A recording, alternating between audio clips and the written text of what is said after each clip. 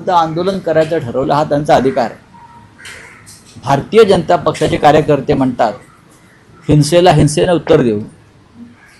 तुमच्यात हिंसा करायचा दम आहे का? आहे का दम हिंसा करण्याचा?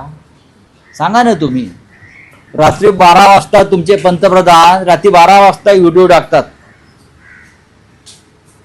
दिवसा व्हिडिओ टाकायला घाबरतात मुलांशी बोलायला, आणि तुम्ही आमच्याशी हिंसेचा गप्पा मारताय. काय त्या मुलांनी तुम्हाला नमवलं जंतर मंतरला हजारो लाखो मुलांनी तुम्हाला गुडघ्यावर आणलं.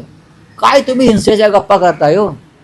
तुमच्या लाठ्या खाट्या बंदुकाच्या गोळ्या खाऊन इथे तरुण वर्ग आज क्रांती करायला तयार झालेला आहे.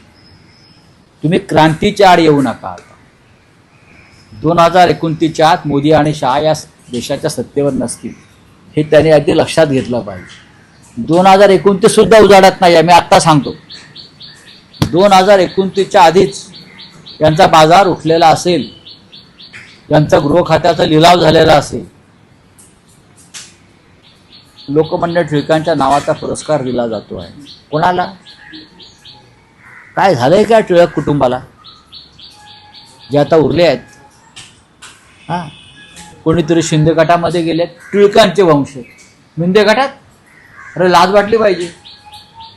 ज्या स्वाभिमानाचा लढा, जन्मसिद्ध हक्क आहे स्वातंत्र्य हा माझा, त्यासाठी ज्यांचे पूर्वज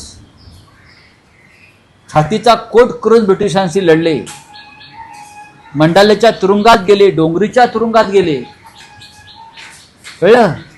सरकारचं डोकं ठिकाणावर आहे काय असा प्रश्न विचारला, आणि जालियनवाला बाग हत्याकांडाचा ज्यांनी कडक शब्दात धिक्कार केला ते लोकमान्य त्या टिळकांच्या नावाचा पुरस्कार ज्यांना दिला जातो आणि ज्यांच्या हस्ते दिला जातो त्याने जंतर मंतर कांड केलं ना. जालियनवाला बाग नंतर या देशात जर कोणतं कांड घडलं असेल तर ते जंतर मंतर कांड आहे. जनरल डायर नंतर जनरल कायर अमित शहा, आणि तुम्ही त्यांच्या हस्ते पुरस्कार द्यायला तुम्हाला लाज नाही वाटत? आणि म्हणजे राजकारण आणू नका यात राजकारण नाही. हा देशाचा अस्मितेचा, अभिमानाचा, स्वातंत्र्याचा आणि लोकशाहीचा विषय जो आम्ही लोकमान्य बाळ गंगाधर टिळक यांच्याकडून शिकलो.